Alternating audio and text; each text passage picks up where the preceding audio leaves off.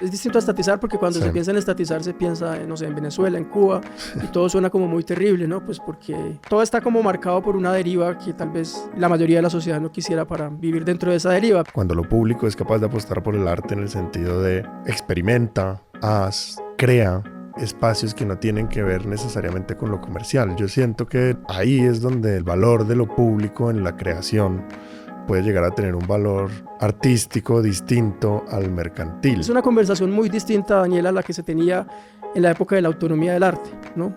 El arte es libre de hacer más o menos lo que quiera y siempre habrá un Estado, digamos, benevolente que garantizará que el artista sea absolutamente libre. Hola, soy Daniel Montoya Guillón y esto es Gaceta Podcast, una entrega semanal que conversa con el presente desde la crítica cultural. Hoy estamos con Pedro Adrián Zuluaga, invitado recurrente también a Gaceta Podcast. Pedro, ¿cómo estás? Hola Daniel, muy bien. Hoy vamos a hablar de un tema que la próxima semana va a estar en boga y es el tema de la consulta popular.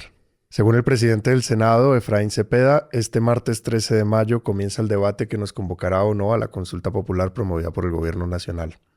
El pasado mes de marzo, la Comisión Séptima del Senado tumbó la reforma laboral que había estado avanzando de forma lenta, transformada ya tras varios debates en Cámara. Al día siguiente, el presidente Petro anunció que se convocaría esta consulta para aprobar las reformas. Hace unas semanas se conocieron las preguntas y el pasado 1 de mayo, Día Internacional de los Trabajadores, se radicó el proyecto de convocatoria a la consulta con las 12 preguntas propuestas. Pedro, quiero que hablemos de la pregunta 10. Voy a leerla. Bueno. ¿Está de acuerdo que las trabajadoras domésticas, madres comunitarias, periodistas, deportistas, artistas, conductores, entre otros trabajos informales, sean formalizados o tengan acceso a la seguridad social? No hay manera de responder que no a esa pregunta, ¿no? ¿Está usted de acuerdo, Pedro? Estoy de acuerdo, pero más que estar de acuerdo es que no veo quién pueda no estar de acuerdo. Me pregunto quién podría no estar de acuerdo, qué tendría uno en la cabeza para no estar de acuerdo. Hay una multitud en esa pregunta. Sí. Y yo quiero que empecemos por ahí. Es decir, hay una multitud heterogénea además, porque muy variada. Es una mezcla rarísima de oficios que uno nunca imaginó ver juntos, ¿no? Es increíble que lo que los juntó sea la precarización. Uh-huh. Lo que de repente los puso en un mismo párrafo a todos estos oficios es el nivel de precariedad en el que habitan el mundo, ¿no? En el que habitan este país. Yo siento que es de cierta manera también un reconocimiento del Estado de que los trabajadores informales, que representan más del 50% de los trabajadores del país, no tienen ningún acceso a la seguridad social. ¿Qué significa eso en la cultura? Pero antes de eso, me gustaría pensar qué significa esta serie de oficios reunida, ¿no? O sea, ¿qué los une además de la precarización o por qué están precarizados, ¿no? Yo veo ahí pues oficios manuales, oficios no calificados, junto con oficios que pareciera si lo son o si lo están calificados, ¿no? Pensaría, por ejemplo, que hay ahí productores de contenido, ¿no? Sí. Periodistas, artistas, de eso que hoy llaman contenido, y que parece que hay un reclamo y una demanda de contenido, y sin embargo eso no corresponde con un pago por ese contenido. Entonces me pregunto por qué pasa eso, ¿no? Porque en un momento donde desde plataformas, canales, medios, se está reclamando y pidiendo producir contenido, ese contenido no se valora, no tiene una correspondencia en términos de estabilidad, de dignidad, de justicia por lo que se hace, ¿no? Eso para empezar. Me llama la atención como esa división un poco esquizoide de lo que supuestamente permite estar en el mundo contemporáneo, o sea, generadores de contenido todos, cada uno, una persona que tiene que generar contenido, y sin embargo como si eso fuera algo que se presume dado, ¿no? Como no que se tiene que elaborar o que se tiene que trabajar o que se tiene que preparar para generar contenidos, ¿no? Además, yo siento que la pregunta lo que trae implícito, o esa escenificación lo que trae implícito, es que está bien que se te pague por crear contenido, pero no por eso tienes ningún tipo de acceso a salud, no por eso tienes ningún tipo de acceso a pensión. Es decir, aquellas coberturas sociales que le permiten a una persona habitar sus espacios, ¿cómo se pueden ver representados? Porque es que no hay ningún tipo de respaldo desde la sociedad para ellos. Sí, finalmente es el problema un problema que es esencial al arte, que es el problema del valor, ¿no? Yo creo que el arte históricamente ha puesto en crisis la distancia o la diferencia entre valor y precio, ¿no? Y me parece que en esta precarización de los oficios artísticos está esa incomprensión radical del valor de lo artístico, ¿no? Y de la traducción de ese valor en dinero, ¿no? para hablarlo así directamente, porque me parece que es importante ponerlo en esos términos. Yo creo que la historia del arte es la historia, o que hay una contrahistoria del arte o una historia del arte por debajo, que es no la de las formas estéticas ni de los lenguajes, sino la de los medios de producción. ¿Qué hay detrás de los medios de producción de los pintores, de los artistas escénicos, de los escritores? Y si uno fuera a contar esa historia desde ahí, también vería la relación entre lo uno y lo otro, ¿no? No hay formas estéticas detrás de las cuales no haya un cierto modo de producción que ha sido cambiado, que ha sido llevado a otro lugar. Me parece importante en todo caso siempre hablar de las dos cosas, ¿no? Porque la conversación artística hasta cierto momento ha sido una conversación sobre lo ornamental, sobre lo accesorio, sobre las bellas artes, y no una conversación sobre cómo llegar a eso, ¿no? Quiero coger esa línea para hablar un poco de cómo se ha justificado muchas veces esa precarización a través de la purificación de los motores del arte, ¿no? Como el arte tiene que venir de una cosa pura, busca no tener en cuenta los medios materiales de los que requiere alguien para la creación. Entonces quiero que hablemos de la relación entre arte y dinero. ¿El dinero corrompe al arte? Absolutamente no. Yo retomo desde lo que dijiste de purificación, porque me parece que ahí está la clave, la idea de un arte purificado, de un arte que no enfrente sus propias condiciones de producción, es el camino hacia un arte intrascendente e inane, ¿no? Me parece que el arte tiene potencia y tiene un lugar en el mundo, un lugar transformador. Se enfrenta a otro régimen, que es el régimen de una cierta forma de productividad que es mucho más inmediata y fácil de medir, ¿no? Entonces, creo que en esa fricción entre lo intangible de la producción artística y lo tangible del dinero es que se da ese roce que hace tan importante lo que logra el arte cuando lo logra, ¿no? Que es un sentido y un significado, ¿no? Creo que la cosa es un poco abstracta así, tal como la digo, pero me parece que cualquier artista sabe que lo que logra, lo logra con el dinero y contra el dinero, ¿no? No sé, estoy pensando en Orson Welles haciendo cine.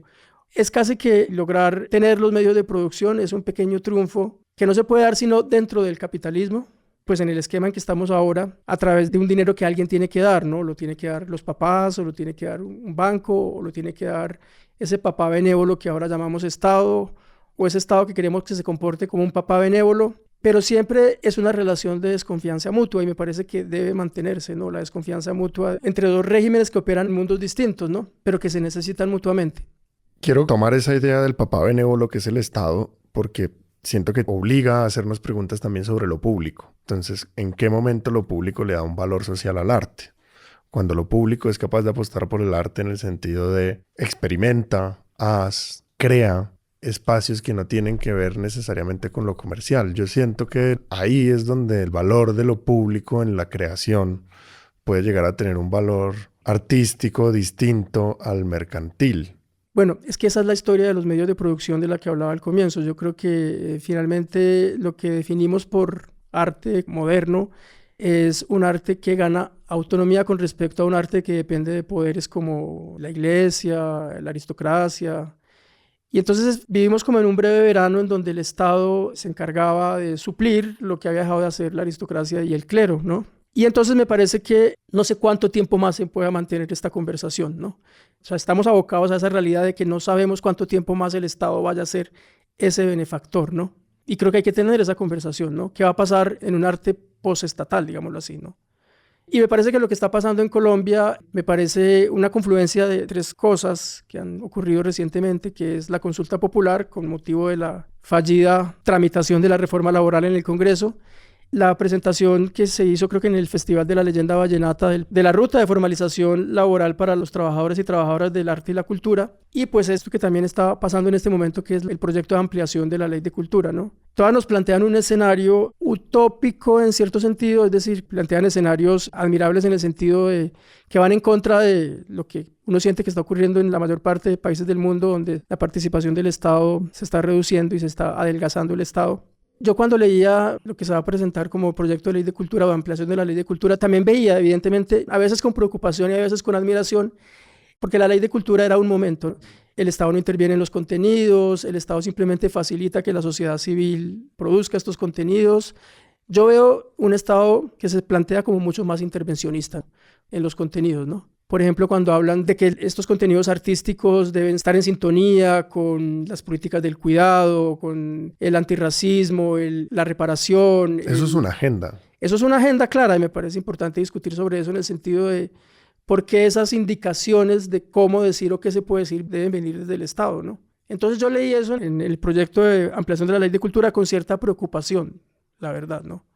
Porque veo un Estado que está intentando intervenir y moldear, homologar los contenidos. También, claro, hay unas agendas muy claras de cultura para la paz, de cultura del cuidado, de economías populares. Entonces, por eso es que digo que es una conversación muy distinta, Daniela, a la que se tenía en la época de la autonomía del arte, ¿no?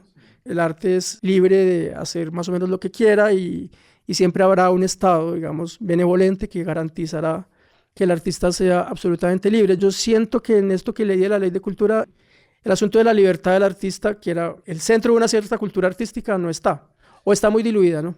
¿Y no es esa la oportunidad también de hablar o de pensar de un arte posestatal entonces, de lo que te referías antes? Sí, si estamos en lo posestatal, entonces, ¿en qué escenario estamos pensando? En el escenario de un mercado que regule las economías creativas. Sabemos que el mercado no regula mucho, ¿no? Que el mercado básicamente lo que hace es generar las condiciones para que el más fuerte se imponga, ¿no?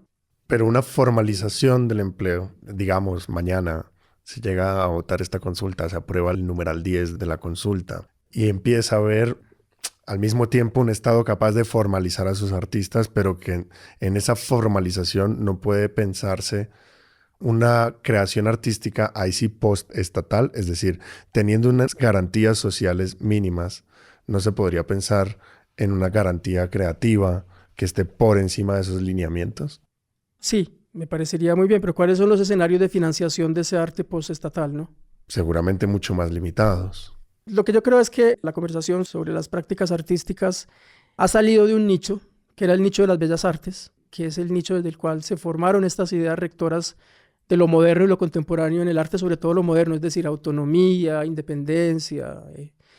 Y está pasando a una especie de bienes materiales con algún tipo de contenido simbólico, ¿no? Bueno, todos los bienes materiales lo tienen. Por ejemplo, sí. El oficio de ser periodista.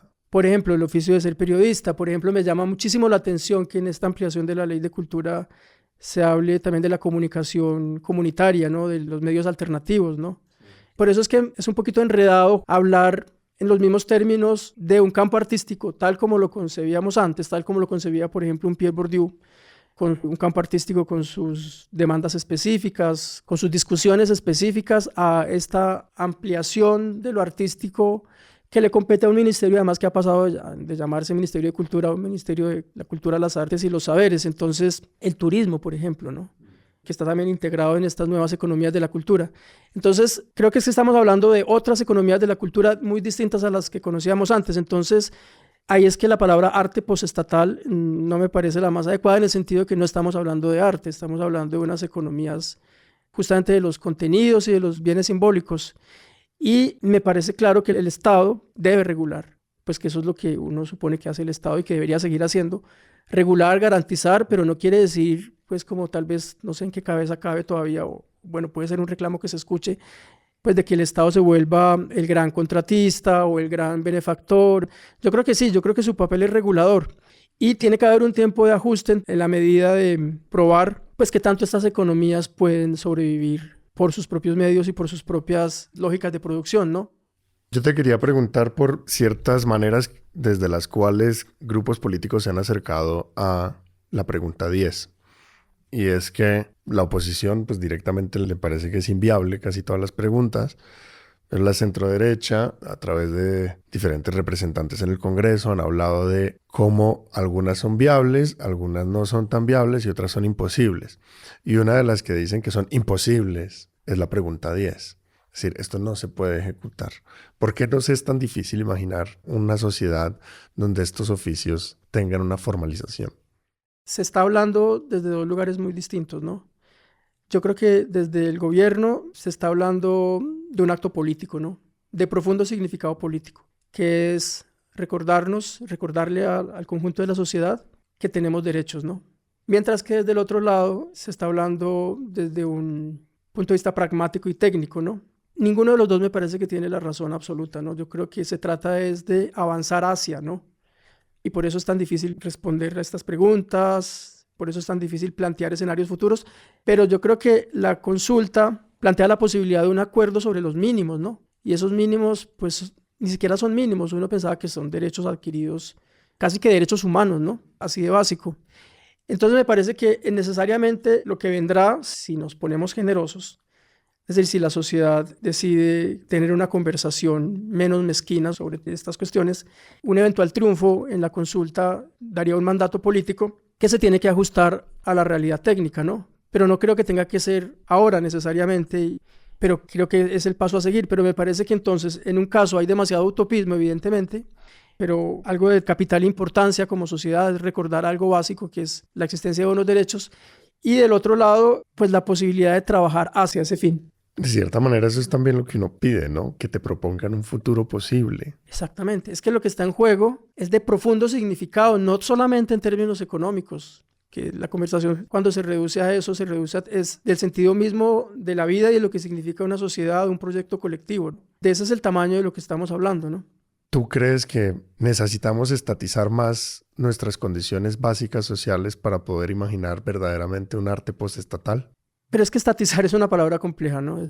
Más que estatizar, yo siento que es llevarnos a una conciencia más amplia de lo público. Claro, pero es distinto a estatizar porque cuando Sí. se piensa en estatizar se piensa, no sé, en Venezuela, en Cuba, y todo suena como muy terrible, ¿no? Pues porque todo está como marcado por una deriva que tal vez la mayoría de la sociedad no quisiera para vivir dentro de esa deriva, pero me parece que es recuperar una sociedad de derechos, ¿no? Parece que eso es un asunto crucial de la política contemporánea, ¿no? Un sector amplio de la sociedad y de la política intentando reducir los derechos, considerar que son privilegios o que son, bueno, todo lo que hemos escuchado y que ha traspasado los límites de lo que uno creía que se podía oír. Y desde el otro lado, recordar que de esa sociedad de derechos depende, de hecho, la estabilidad de lo que viene, ¿no? O sea, no sé quién quiera vivir en una sociedad sin derechos, ¿no? De cierta manera, las preguntas implican que ya no los tenemos. Es Sí. decir, la pregunta ya habla de que eso ya no existe realmente. O que están menoscabados. O que están menoscabados, sí. Pero entonces la pregunta es, ¿quiénes podrían vivir en una sociedad de derechos? ¿O qué tipo de sociedad sería esa sociedad sin derechos? Una sociedad carcelaria, ¿no? Donde hay unos privilegiados y unos operarios y el resto para la cárcel, ¿no? O sea, una sociedad punitiva. Y me parece importante que esto surja en una conversación sobre arte, porque yo creo que el arte sí nos da herramientas simbólicas para entender lo que está en juego, ¿no?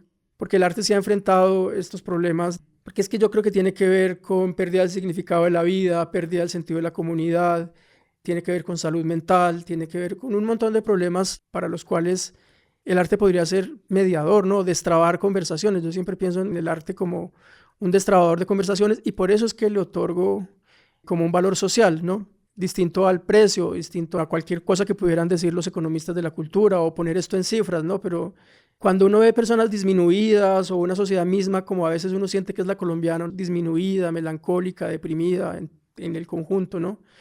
Uno piensa que hay un déficit simbólico, ¿no? Déficit de comunidad, ¿no? De herramientas para estar juntos. Y yo creo que sin romantizar el arte, porque no soy de los que cree que si uno lee un libro se vuelve mejor persona, sí me parece que el arte es el lugar para obtener esas herramientas simbólicas, ¿no? Dota de significado alrededor, de cierta manera. O nos ayuda a que cada uno dote de significado. La mirada también. ¿Tú cómo imaginas un futuro en el que esto diga sí? Pongámonos optimistas. Yo me imagino un desbloqueo de unas energías sociales. No sé, pienso en lo que pasó en el 88 en Chile y allá les tocaba decir no. Y eso es bien simpático, bien curioso, ¿no? Cómo hacer una campaña alegre diciendo no. Aquí podemos hacer una campaña alegre diciendo sí. Yo creo que es la oportunidad para un cambio cultural, ¿no? Un poco como decía Juan David Correa, exministro, el cambio es cultural. Y yo creo que evidentemente sí. Y el cambio es cultural es en el sentido de... Esta semana he escuchado un podcast de María Jimena Duzán, que entrevistó a la escritora Carolina Sanín hablando sobre un libro, La Mayor. Y Carolina decía que en ese momento de los niños rescatados en la selva, Colombia fue grande, ¿no? Yo creo que esto que viene es la posibilidad de recordarnos qué tan grandes podemos ser o qué tan mezquinos nos permanecemos, ¿no? Porque no creo que la historia de Colombia de los últimos años sea una historia de grandeza, ¿no? Más bien todo lo contrario, es una historia de miedo, de mezquindad. Ya salimos a votar sí o no hace menos de 10 años. Y fue esa experiencia y salió no. Exactamente, ganó el no y además la sensación de humillación social que significó ese no, como decir, ¿qué es lo que no estamos viendo? Yo pienso que ese es el reto, ¿no? Si nos metemos en la solución técnica de estos desafíos que plantea una reforma laboral, una formalización extendida del trabajo de los artistas en un mundo que va hacia donde vemos que va, nos bloqueamos, no pasamos de ahí, no pasamos del no se puede, no se puede, no se puede. Porque evidentemente, seguro hay muchas razones para decir no se puede, no se puede, no se puede. Y yo creo que el gobierno lo ha entendido muy bien y ha jugado a tener un triunfo político y a después ver qué pasa. ¿Qué surge? ¿Qué surge?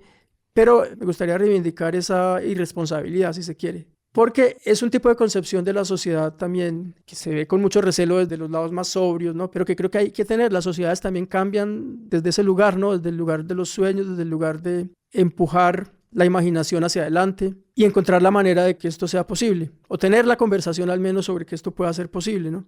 Estamos hablando en el nivel de la poesía, yo entiendo, pero... No, a mí me encanta porque yo también hay una cosa que he pensado mucho alrededor de todo esto y es que a veces tomamos el pelo con hacer una gaceta del tema y es ¿qué es esto de la cultura del trabajo en Colombia? ¿O qué es esto de la cultura empresarial? Muchos problemas sociales, muchos problemas incluso de violencia, de gobernanza, de presencia del Estado se suelen intentar resolver desde una cultura empresarial y cada 4 años... Como este país muchas veces vive en permanente campaña, cada 4 años aparece algún empresario que viene a explicarnos cómo tiene que funcionar el Estado. Nunca ha hecho parte de lo público, pero él sabe cómo gerenciar. Y quiero conectarlo con esto porque me parece muy difícil entender, es decir, la pregunta y la consulta popular promueve una idea más de lo común y más de lo público y menos de esa cultura empresarial y menos de esa cultura del trabajo totalmente individualizada. Sí, además es la idea de que pensemos el futuro entre todos, o sea, ¿por qué nuestro futuro lo tienen que pensar los gremios y los empresarios y considerar que nosotros no sabemos, ¿no? Sí. Que la gente no tiene ni idea o que le faltan herramientas técnicas. No, la gente sabe llegar a fin de mes o no llegar, o sabe qué hacer para solucionar el problema de no llegar a fin de mes. Soy periodista, entonces he visto y sé de lo que se trata la precarización, ¿no? Entonces a mí no me vengan a decir que esto es un problema técnico, esto es un problema vital, común y que nos compete a todos. Y sí me parece vergonzoso que los voceros de esta conversación hacia donde la quieren llevar, Son los esta gremios. hegemonía, son los gremios, los que solo piensan precisamente en el valor de cambio del trabajo, no en el valor de uso. Que además te explican constantemente que tu trabajo no vale lo que tú crees que vale, porque es que si no sale muy caro. Sí, o que es un favor. Claro. Pedro, muchísimas gracias. No, gracias a ti. Gracias por quedarte hasta el final. Yo soy Heidi Correa. Y yo, Giancarlo Vega. Somos los productores de Gaceta Sonora, el estudio de la revista Gaceta en el Centro Nacional de las Artes Delia Zapata. Encuentra más voces, textos y episodios en gaceta.co. Síguenos en redes sociales como @Gaceta Revista. Hasta la próxima.